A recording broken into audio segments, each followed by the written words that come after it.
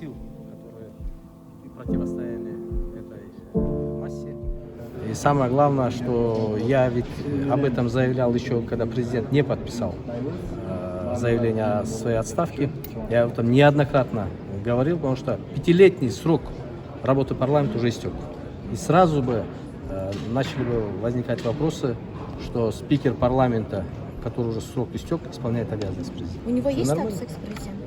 Должен быть экс-президент. Если он не осужден, если он не делал никаких преступлений, то статус экс-президента за ним сохраняется. А вы обсуждали его будущее? Что он намерен делать?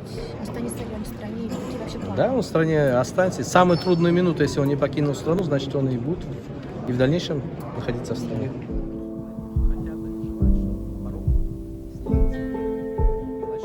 В первую очередь мы будем рассматривать вопрос снижения избирательного барьера.